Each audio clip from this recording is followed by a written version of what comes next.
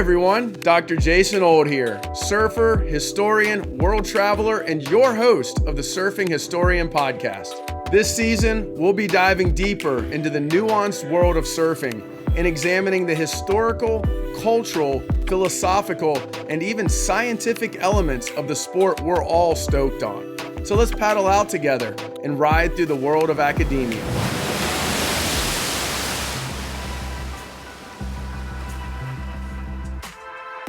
This episode is sponsored by Foil Surfboards. Check out their amazing board selection at foilsurfboards.com.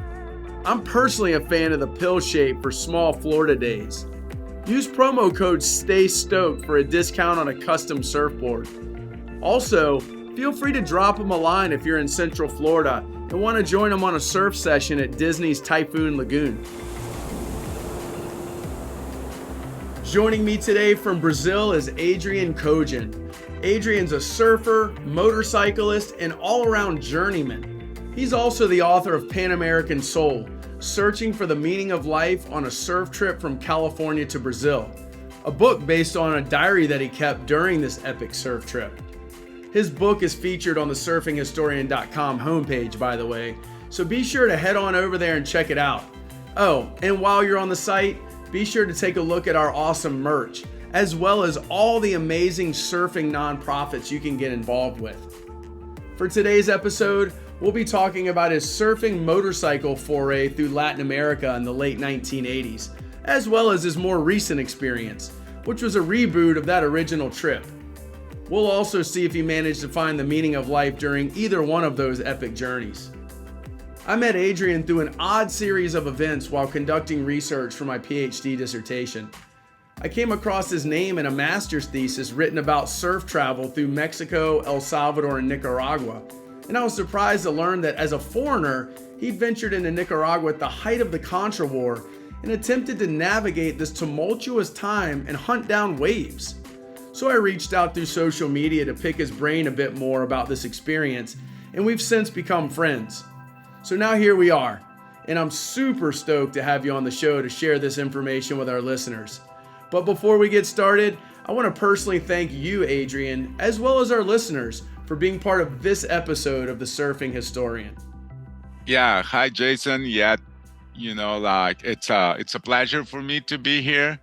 I mean, we almost got together in Nicaragua. It didn't happen, but we're here, and thank you also for whoever is listening to this. I hope you enjoy, and I think we're gonna have a nice conversation here because Nicaragua is a topic I love to talk about, and I'm talking to the guy that knows a lot about Nicaragua. Also, he's a doctor, so let's do it. Yeah, thank you, Adrian. I mean, I appreciate that, but let's be fair here. You were surfing Nicaragua at a very tumultuous time. And, I was, as I've said to you, I'm blown away that you ventured into that country at the height of the Contra War, essentially. So, but we're going to get to Nicaragua. So, but I do just more generally want to know what compelled you to take this, what I call a surf motorcycle trip through, from California to Brazil. Yeah, I always was fascinated by the adventures of guys that did, these amazing trips before I did. So I always like to read about it and dream that one day I was going to do something. I had two loves in my life at that point. That was surfing and motorcycles. So I go, hey, why don't I get to do something where I can enjoy both, And at that point, I was living in California for 5 years, and I had a motorcycle already. Had the surfboards. Mostly, what I had to do is get a surf rack, and just attach somehow the board to the motorcycle, which we see nowadays everywhere that happening, right? You go to Indonesia and that's all over. But at that time, that wasn't very common to get a surfboard on a motorcycle. But there were these guys in Brazil that came up with a surf rack that would go behind the motorcycle. It's different than the ones that today mostly go sideways. And I had them send one to me to California, install on my motorcycle, and said, "Hey, I can do it." I look at the map and I say, and then it was like I was young, 24 years old, and I had no compromises much, and I said, let's do it. And then I started looking how to do it. And it was a lot more complicated than today because you had to get to all the countries, or Brazilians at least today, they don't need visa to any of these countries. There were 14 countries I had to cross. Now, at that time, you had to get all the visas beforehand. And so the first part of this whole thing was just to go to all these consulates in LA and get in line and see a lot of people hearing, "No, you won't be allowed in our country either because you're a journalist or you are a priest or you are this and that." And they were really selecting people that could go in because all these countries were in kind of civil war or really war against other countries on the side. It was just very complicated. And then in Colombia, you had the narcos, like was at the time Escobar was at his height. So it was like everybody would tell me, "Are you sure you want to do it? Do you really want to go to these countries? You know what you're getting into?" But my take on it was, well, I'm a surfer. I'm just going there to look for waves. I shouldn't be any problem. And just don't go look for trouble in the wrong places, right? Don't go look, oh, where's the guerrilla camp? Can I go there, check it out? I mean, that would be a problem, right? But and then I was a little bit naive too, just I just said, "Oh, let's try it." And I was leaving. My wife is she was leaving. We're living in California together, and the only thing I told, she's really adventurous girl. She would go with me, but I said, "Oh, I don't feel safe to take you all the way. Let me cross the countries that I consider more dangerous, and I'll meet you in Peru." And that's what we did. She used to surf on a boogie board, bodyboard. And so from Peru down to Chile and then Argentina, Uruguay, and Brazil, we did the journey together. But up to Peru, I went by myself because it was really dangerous, no doubt about it. Yeah, I mean, and I know I've mentioned this, in the intro, but the way I came across finding out about your travels was, through a master's thesis and then a couple other things I read. And, as I'm doing my research on Nicaragua, I'm like, man, this guy, he went to Nicaragua in like the late 80s, in the thick of the Contra War, in the thick of the Cold War.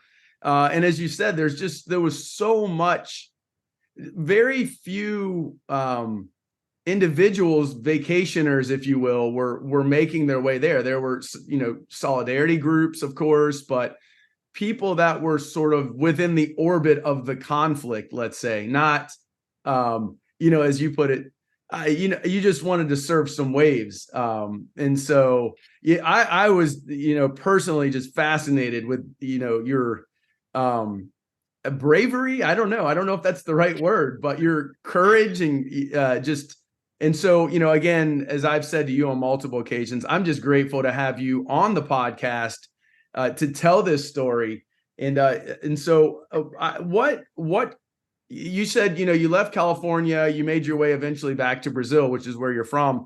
What countries did you surf in Central America? I know we've mentioned Nicaragua, but what are some of the other ones you surfed? Yeah, getting back a little bit to what you said, like El Salvador was a country that before I went there, it was already a surf destination. A lot of people would go there for a period of time, but then when the war got really bad, everybody stopped going, right? And that's when I decided to go. So particularly the El Salvador, I got there was no other surfer around, not one. I mean, the locals, I met a couple guys there, but no foreigners. And that Nicaragua, there was no information at all. All my research, I couldn't find information of people surfing Nicaragua. And Costa Rica, there were surfers, yeah. And Panama a little bit. But yeah, I jumped Mexico. But Mexico, I surfed Mexico. Then Guatemala, there was no information, much information. At that time, we had this thing that was called the Surf Report. That was this newsletter published by Surfer Mag, and that was amazing information in there. People that would been to these places, they'll send the information to Surfer Mag, and they'll put out on this newsletter, and then you would sign up for that. That wasn't, you couldn't buy it at the newsstand or anything. You had to sign and receive. So I bought the whole collection, right?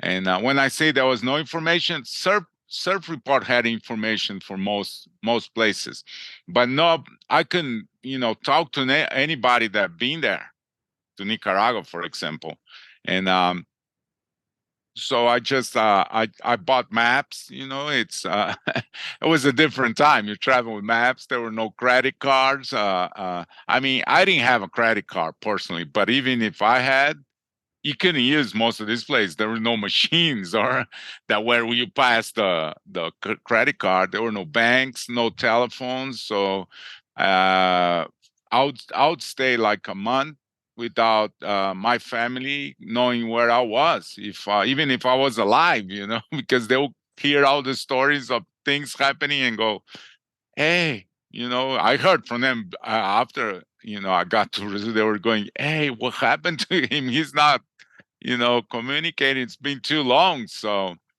it was just different, right? And but I love riding motorcycles, and I look at the map and I go, oh man, imagine all the roads I'll go through here, all these mountains and these beach roads, and it would be, and then I took on travel on a Honda XL 600R, which it's enduro bike, right? You go off road on it.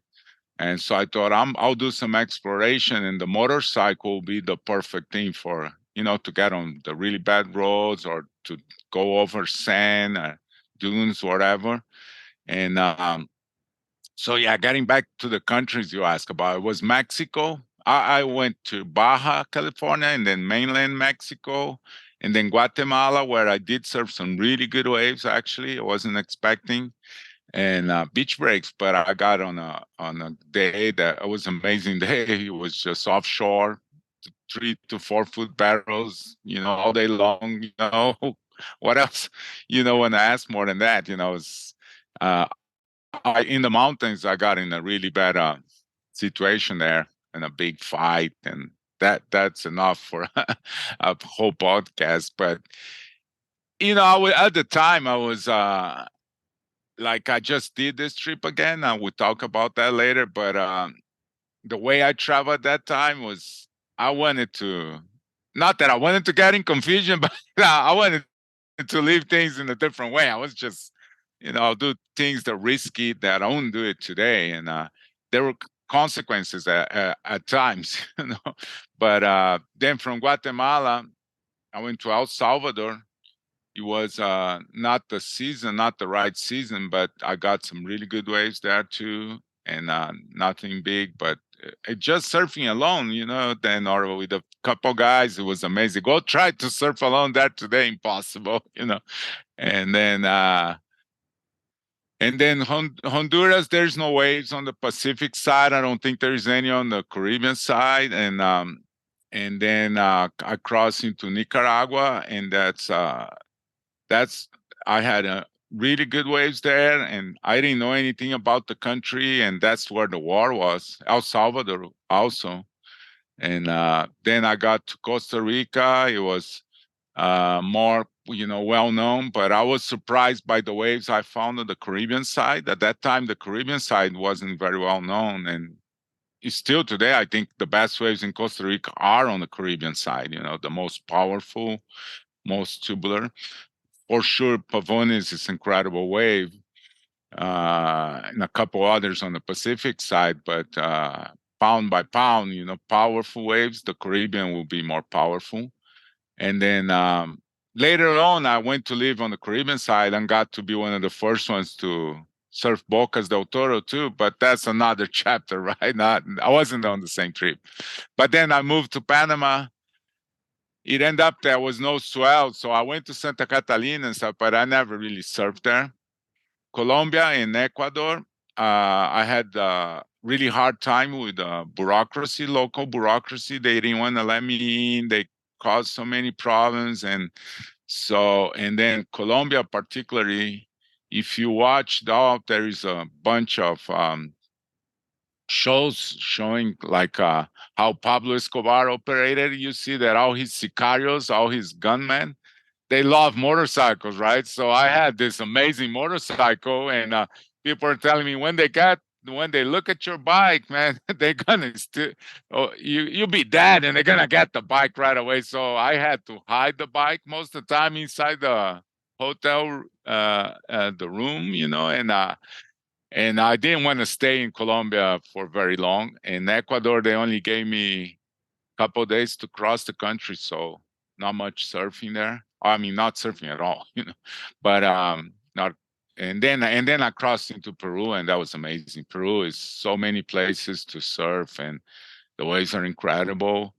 And then I got to the next place was Chile, surfed some really good waves in southern Chile, and then moved to Argentina. Argentina, I didn't even went to the coast. I just crossed the country because the information I had, and I still think is the. I mean, I never heard of any good waves in Argentina. So at that time, I wanted to get to Brazil at that point. At the end of the trip, but still, I went to Uruguay, got some good waves in Uruguay, and then got some good waves in southern Brazil before getting home. So that's that's about the waves. There was more or less a lot of waves. Yeah, it sounds like it, and just again, I keep thinking, man, this guy is traveling through these countries really at some of the height of some of these more tumultuous times for sure. And again, we're going to get back to Nicaragua specifically because I'm really intrigued about that experience in and of itself. Yeah. But so Well, just one thing, Jason. Just yeah. so maybe somebody is listening and don't know that, and I didn't say, but the whole trip took me. It was like over 15,000 miles in 9 months on the road. So it wasn't that like I was driving. I would stop at whatever I could, and if there was a good swell, I would hang there for a week, 2 weeks, and then other places I'll move faster for whatever, no swells or too dangerous, according to what was happening. Yeah.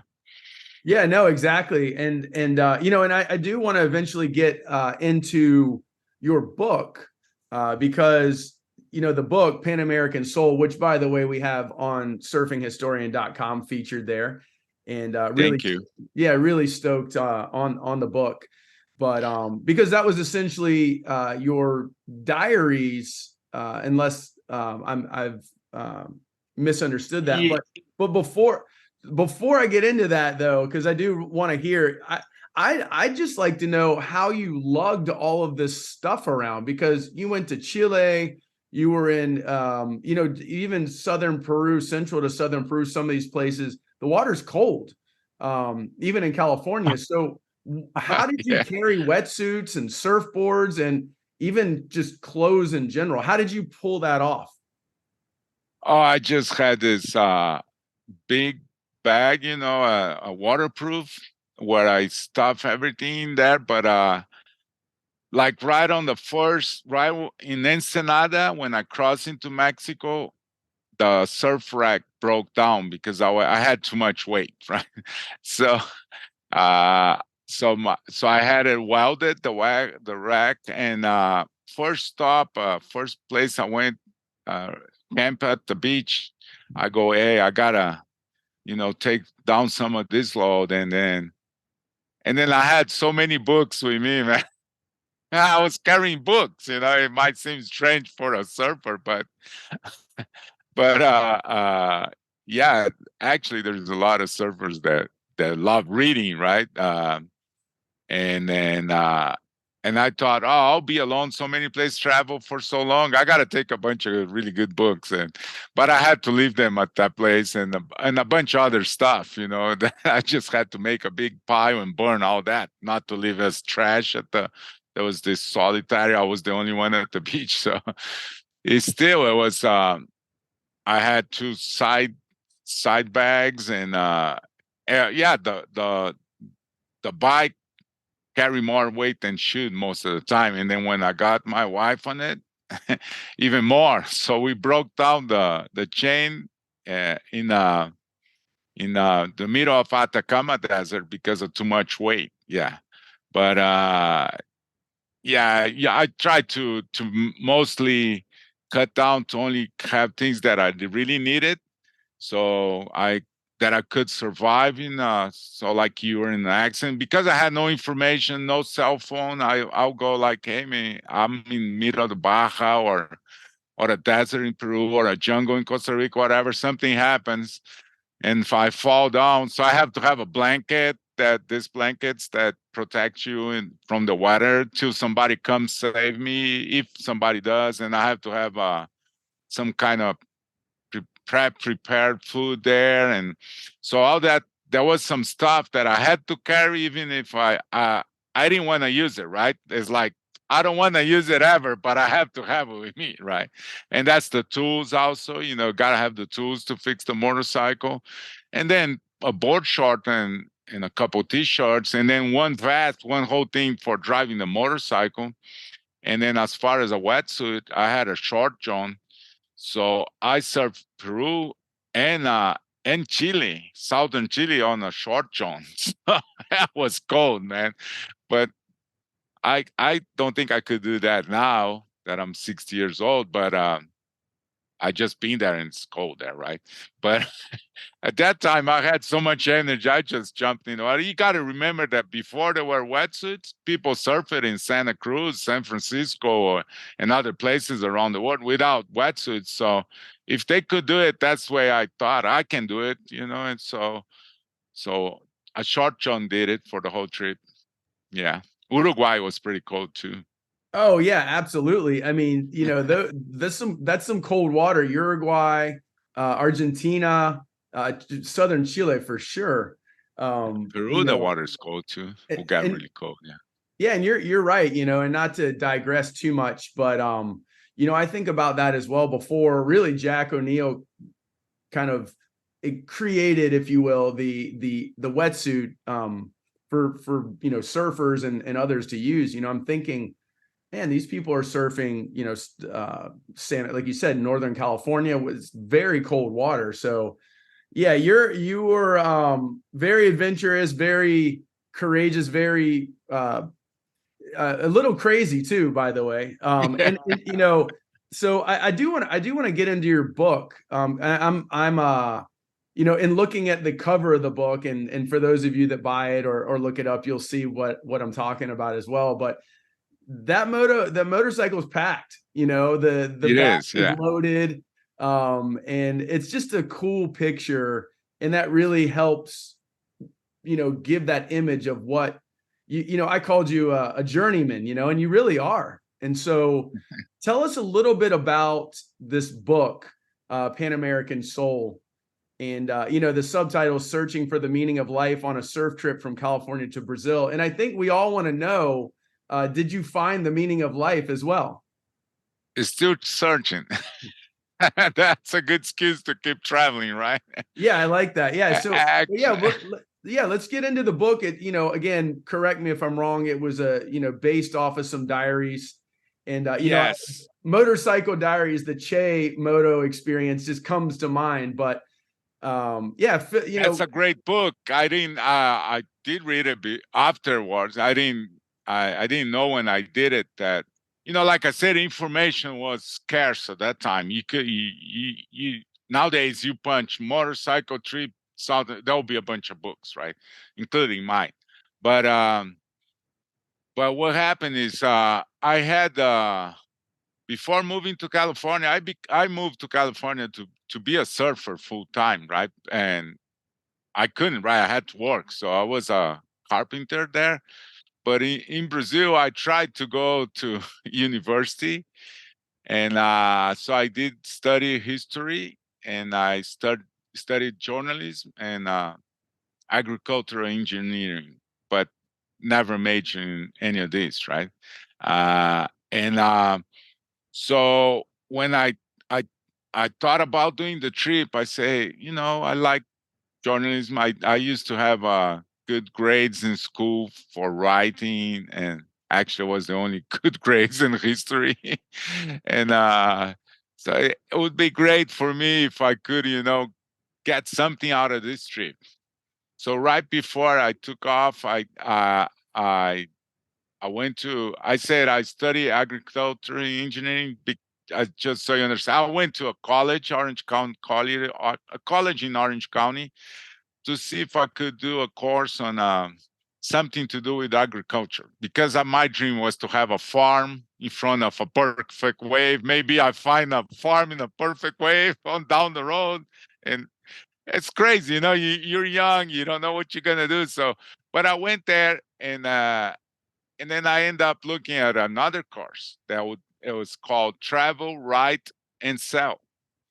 And I go, oh man, that's great. That could help me out. So I took this course, and I got to remember my native language is Portuguese, right? So, but the teacher, as it happens, when we have a great teacher, man, that's something that, it's the best thing in life. I'm all thankful to teachers, because they helped me so much in my life. And so it was a woman, right? So she liked me, my ideas and stuff. So she go, I'm gonna help you write a carry letter to Surfer Mag, right? And Surfer Mag was like the Bible of surfing. All surfers all over the world. So, and I was going, hey, I'm nobody. I never wrote anything. And I'm gonna write to Surfer Mag, ask to do something. But yeah, that's the way it works. If they like your idea, because like you said, it's kind of crazy idea, they might get interest.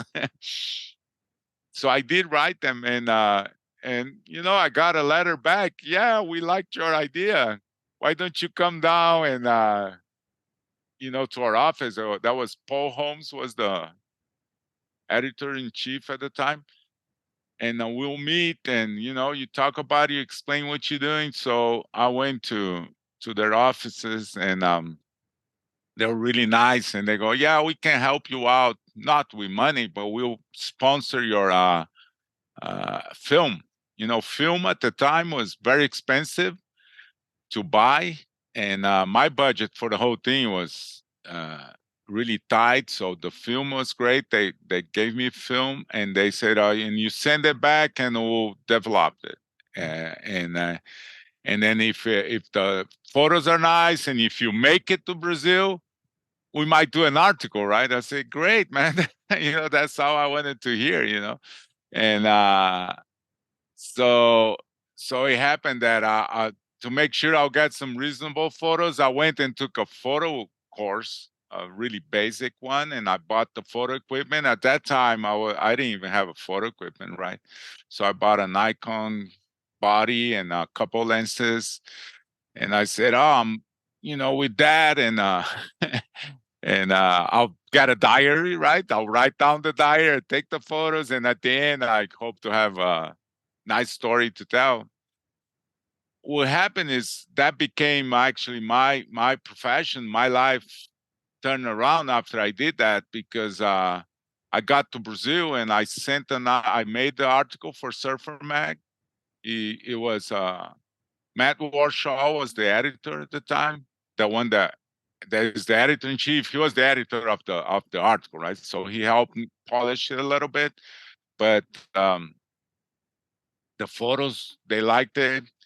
And then I did the same with a magazine in Brazil called Trip Magazine, and that was my start into the journalism profession. And couldn't be a better start. Starting right at the top, right? and and but right after that, Surfer Mag, and then we got back to Nicaragua. So of all the places I crossed, maybe the craziest one was Nicaragua because of the war was really intense and nobody knew anything about it. So when I got back and told Surfer Mag, hey, there's incredible waves there, they go, do you want to go back there again? Because nobody wanted to, right? So yeah, I've been there. I can go back, you know. So they paid me. That time they paid me to go, right? And so I bought a bigger lenses. And so next year I went back to Nicaragua after the trip.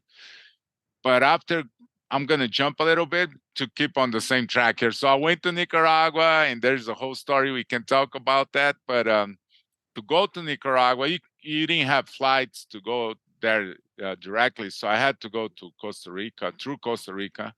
And I had a friend in the Caribbean.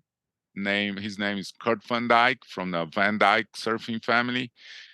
So after I went to Nicaragua, I went to visit him, and he goes, "Oh, do you wanna manage my hotel? Because I just uh, had a problem with the current manager, and I need somebody to manage my hotel because I got to take care of my farm in Santa Cruz, California." And I go, hey, man, that's incredible offer. You know, I'm right in the front of one of the best waves in the Caribbean or Costa Rica or the whole world. Really, Salsa Brava is this amazing wave.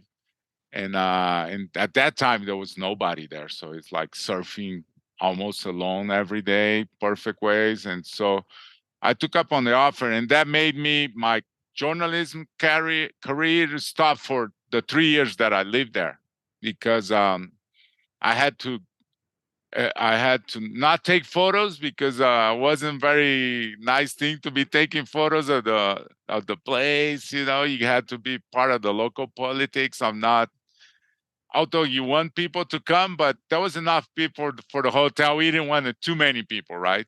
So, and for this period of time, I stopped writing or photographing much. But then there was this big earthquake that hit Costa Rica, and we lost everything. And I had to go back to Brazil. And when I got to Brazil, I got this offer from this OP, Brazilian OP, was a brand, OP brand in Brazil. They wanted to sponsor, and that was something new also, that a surfwear company would sponsor a guy to write a book. So I went down, and my wife's family had a house in Maresias. So I went there and stayed there like 8 months writing the book and surfing. It was great. And then when I wrote the book, and then I started working for the Brazilian surf magazine called Fluir, which actually was the biggest magazine in Brazil. And started at the bottom as assistant editor, and then went climbing up the ladder, and end up being the director of the magazine, and raised my family out of that, and got to travel all over the world. Doing assignments, covering the world circuit and all that. So from what I mean is, from this trip, I end up doing that for the rest of my life: travel, write, and sell. Well, and here we are in 2023 talking about this trip, and I think that's the beautiful thing about life sometimes, when we really step out and, follow that, something that compels us so much, something we really, really want to do, or follow our passions, or, however we want to describe it. Life does tend to take these odd turns in our favor. And, your story really is an example of that. And, so I do kind of, in line with talking about the book, so again, I, just encourage the listeners to go out and get it.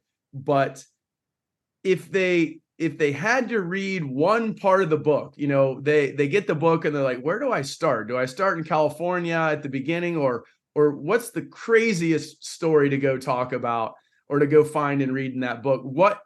Where do you recommend the reader to start?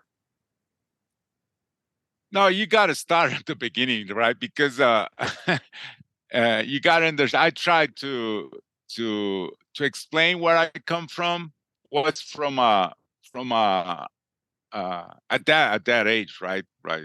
We're talking about 35 years ago, but what was coming? The book starts in 1980, actually, and that's when I was 18 years old, and that was my first move to California. I moved to California actually twice. So I go up and I'll go to California and I buy a motorcycle there, a smaller one, Yamaha 250. Actually, I bought it in New Orleans where I had an aunt and crossed the states to California. And then I just I got a friend come from Brazil and we go, hey, let's go travel the whole California coast on this motorcycle. You go holding the boards. My friend holds two boards right with his hands, and we are packed and also. But we're just kids, 18 years old, and just going from beach to beach, and then we go, hey, why don't we cross into Mexico? So we crossed into Mexico and we went camping on the desert. And that's where I really got the taste of the adventure. That was the first time I'm going, That oh, was, man, that was I your can do test run. that. Yeah, that was the test run to make sure, yeah. see how things work.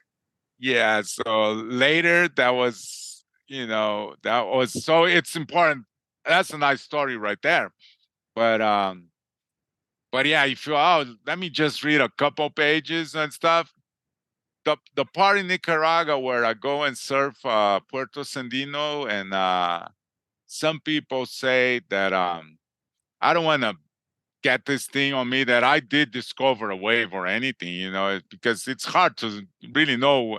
It's like when you say, uh, America was discovered by the Europeans, right? But we don't know if the Chinese came here first or the Vikings, or really wasn't discovered. There were people here, right? So yeah, I don't like that thing that who are you to say you discover something, right?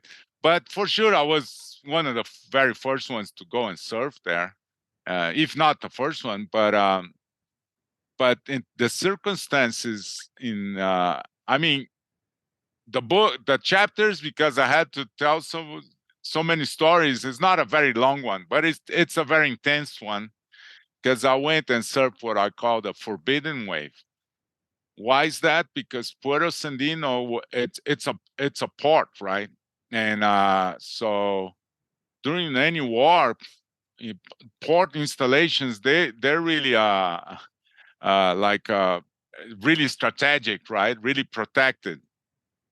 So I got there, and then I saw the waves from the hill, and I wanted to surf them. So there was a military base closing the whole area, and I tried to get in, talking to the sergeant at the at the gate, and he was just going, "Are you crazy?" And I go, "Sorry, you can't. This is a military restricted area, and but like I said, at that time I wasn't thinking right sometimes, so I just go, okay. I went back to the place I was staying. I couldn't really sleep. I was just going, fuck, the wave. I gotta surf that wave. So next morning I wake up really early and I go to the same place, but I go around the base and I hide the motorcycle at the bottom of this hill. And there's, I don't know, people that have been there. You probably have been there. There's this big river that goes out. Could have been crocodiles, strong current. You never know what's in the river, right? But I just say, okay, I'll go jump in the river, paddle across it. Then there's a stretch of sand, and then you gotta get in the water and paddle across the break and to surf. It's kind of distance, right? And at the mouth of the river, there was a speedboat with a machine gun on the deck, right? So, and then I was trespassing into a military base during the war to surf a wave. That's basically what I was doing. And but the call was so strong, and I was going, oh man, I'm gonna do it. So I left the motorcycle, jumped in the river, and the river will be of a different size depending on the tide, right? When I jumped, there was a pretty good stretch to paddle to the other side and the current and all that. So that I tell in the book, right in the middle of the river, I was going, uh-oh, should have, what did I do, you know?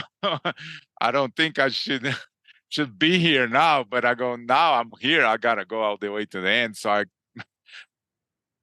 got to the sand, run across the sand, jump in the water, and funny thing, Puerto Sandino is the last. But I was there January, and I didn't know at that time. We didn't know much about swells and where they come from or anything. I'm sure nowadays, even because I talk to people that if you got a really strong swell in Hawaii, or you will get there and the rides will work. So that day there was a little laugh by the barge, but there was this barge sunk at it's not there anymore, but for a long time there was a barge sunk at the tip of the point where the river empties in the ocean. But the rides were working really nice on the other side. So the banks formed with the rides, and there was offshore wind. So this really long ride hander. So I went there, and like when you're surfing alone, you get two waves every 10 minutes. So in an hour, you surf a bunch of waves, right? So after an hour surfing, I was going, hey, I shouldn't push my luck. Nobody came, get me out, no shots, nobody's fired any shots at me so far. So I better end my session, while I'm ahead. And so I got this last wave, and it's also on the book. It was like I didn't do anything on this wave. I just crossed the whole thing, just saying, "Hey, I did it." Just feeling that moment. So that was a moment that I feel it right now, like I remember forever. It was so intense. Got to the beach, he done the whole thing, run across the sand, paddle across the river, got on the motorcycle, and just got out of there as fast as I could. And it was amazing. That's a good part of the book, and definitely one of the high moments of the whole trip. Yeah, I was surfing this wave and then it means so much. And then later on, looking at the history of Nicaragua, I went there many times after that and wrote about it. And then I found out that the CIA had planted mines on ports before I went there. So imagine if they would think I was a CIA surfer, or something. I didn't know, but it was really risky what I did because, and I just thought, what kind of harm a surfer can do. But yeah, a surfer working for the CIA can do a lot of harm. Yeah, I got to read this article from the Washington Post saying that the CIA planted a bunch of mines on not that port, but a Corinto, which is another port. And Yeah, it's a little farther north, but yeah, still, you're right. And what better cover than to be a quote unquote innocent surfer just looking to, happens to want to surf a wave at a very strategic port. So yeah, when looking back on it, it wasn't the most wise decision, but it certainly made for an excellent part of the book. Yes, it is. It was fun. And I know that this was, again, as we've been talking about, this was in the late 1980s, but you did recently kind of, I called it a reboot. You redid this trip. Did you go to all the same places? Did you start in California, end in Brazil? How was this reboot? Yeah, what happened is and by the way, not to interrupt, but why do it again? If it was, yes, what compelled you to reboot this, incredible motorcycle experience? Yeah, what happened is the point I'm in my life right now. I always work it as magazines, right? I wrote mostly for surf magazines, but adventure but mostly magazine, never a newspaper guy or a TV guy And as we know, the magazines, they're all gone, surf magazines. So at a certain moment, I was out of of a job, out of a profession also, And I was seeing all these people, all the kids and stuff. Now you gotta sell, you go out and you film and you make your own content and you post. And I go, at first I was resistant to that because, when you get old, you tend to be resistant to some things. And not old in a sense. I'm considering myself very young, but there is a resistance, right? It's normal that because I love surf magazines mainly because it's been my life to read magazines from since I was a kid, right? And then to work on them and raise my family with editing a surf magazine, and suddenly there's no surf magazines anymore, right? So I'm kind of lost in life at this point, right? I was at that point. So, and I was seeing all the kids doing all these things, get a cell and go out and film and post on Instagram and do your own documentary, your own channel. So as a challenge to myself, and I go, hey, I gotta learn how to operate on this new universe. I gotta recycle myself, right? And then at the same time, I this whole time that since the trip, my ties with Latin America, they just kept getting stronger because I lived in Costa Rica. My daughter was born there. On another episode in my life, I went back there, lived there for 2 years when you could edit magazines from a home office. I did Costa Rica as my home office, and then I traveled to Peru over 14 times and Mexico so many times. So I had friends all over those places, and I'd seen how the surfing had changed. So I want to tell the history of what surfing did, good and bad, to these places, right? Because many times all these places that I went to and there was nobody. Now that you go there, there's a whole surf town there, right? And that's good and bad at the same time because so it's good for the economy sometimes, bad for the environment, good for the culture, and in some instances, bad also. Surfers sometimes will bring drugs, violence, prostitution to places, but they are at the same time can bring nice things too. So as a journalist, and now much more than the first trip, I had the eye of I wanted to go surfing, but I really wanted to go there and document what happened between my first trip 35 years ago and now. I wanted to go and document that, and also how different it was to travel at that time and now. So I wanted as a subject for a documentary. I thought it would be great to go and do the same route and compare. Retell the first trip and tell and do a new trip and see what happens now. So I'll get to see all my old friends, how they're doing, surf the waves, and there's also be adventure and and then I was at first I thought about doing it in a motorcycle.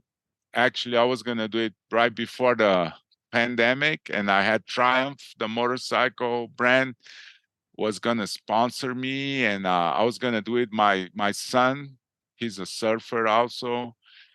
But then the pandemic hit, and we lost the sponsorship, and you couldn't travel and all that, and even the uh, my financial situation got even worse, as most everybody after the pandemic. So when the pandemic start, let us go travel again. I go, hey, either, and then by then my son had a girlfriend and was doing his job. He couldn't go, and I go, I'm gonna do it alone, and I don't know exactly how, but I jumped on a plane to California, got there, no, not a cent in my pocket, just a list of friends from before, and then new friends that I started making there, and I got help here, a place to stay there, and then I just got things moving, and suddenly my visa was to expire, and I had to jump on the road. Not much money, but I had a old van, which not really the kind of van you imagine for this trip, right? It was a Toyota Sienna, year 2000. There were no seats on the back, so I put my stuff in there. I put a mattress, a cooler, and a stove, and like I said, a mattress and some tools, and my surfboards on the top, a longboard, two other boards for one for fun waves, one for more radical waves, and then I had the difference. I couldn't take a motorcycle. I couldn't do it on a motorcycle, so I took a electric bike, a Murph electric bike, which is a cruiser with these fat tires that go over sand with a surf rack. And I get to places, and my van wasn't four-wheel drive, right? So I'll stop the van and do all my exploration, all my going around in a electric bike.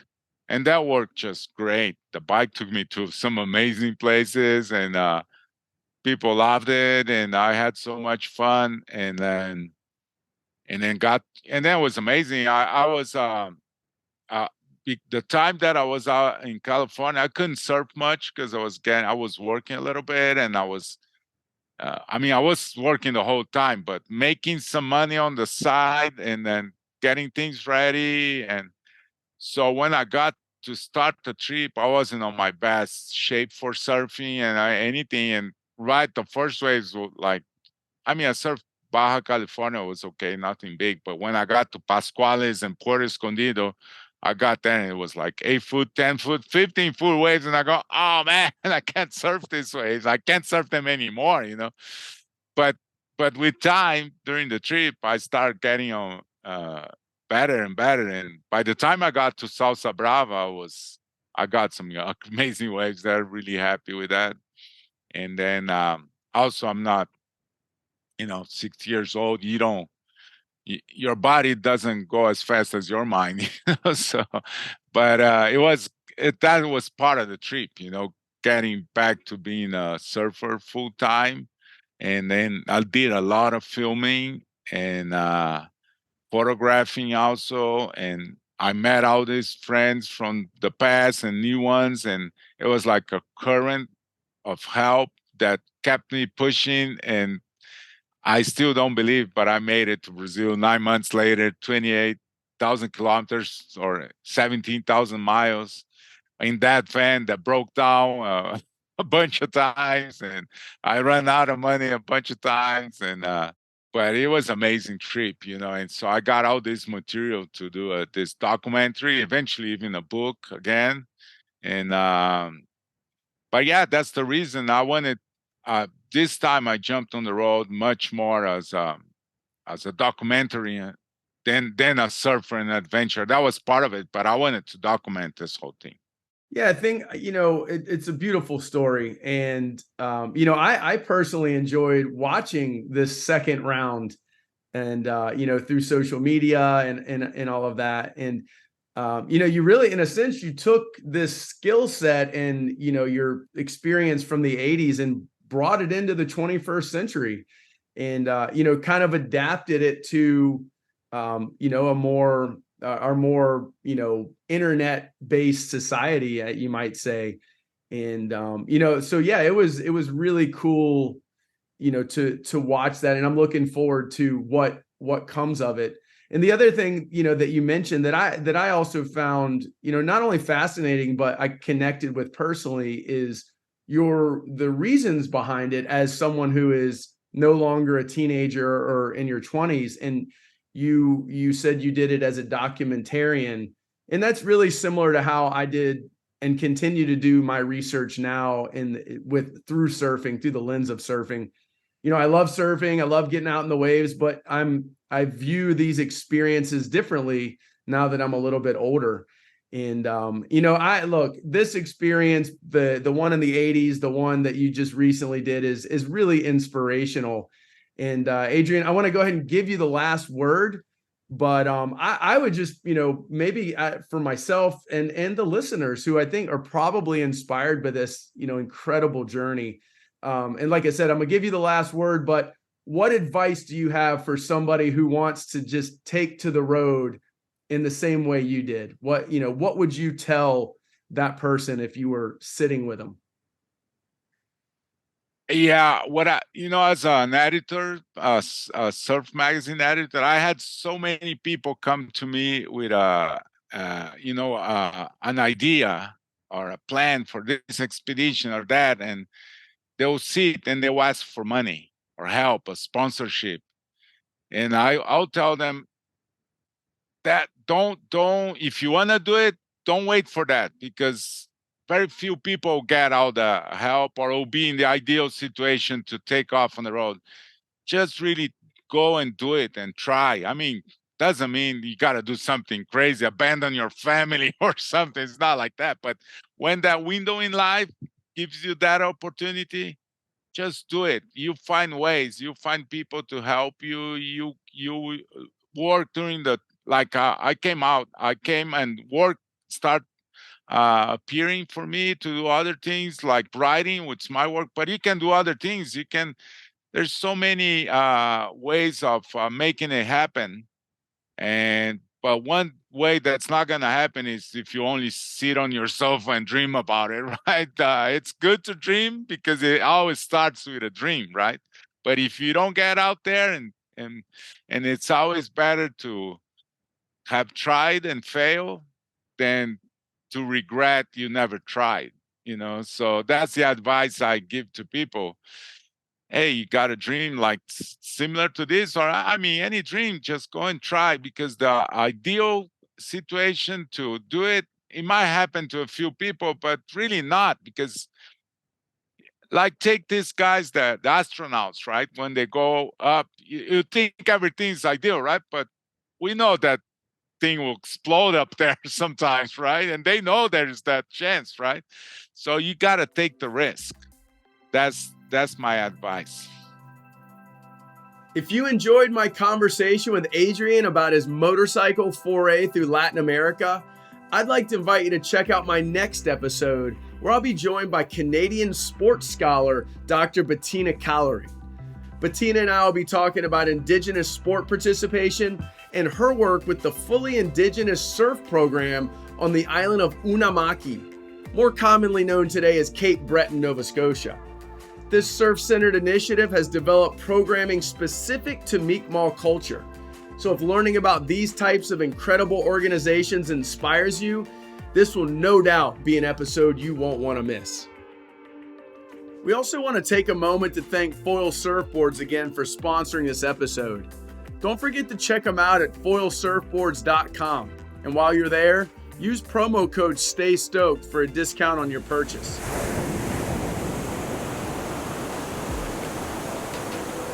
Thanks for joining us for another episode of The Surfing Historian. If you're stoked on these conversations, be sure to share, like, and subscribe to never miss an episode. And don't forget to check out our killer merch at surfinghistorian.com. Proceeds go to help keep this amazing podcast going strong. Until next time, stay stoked.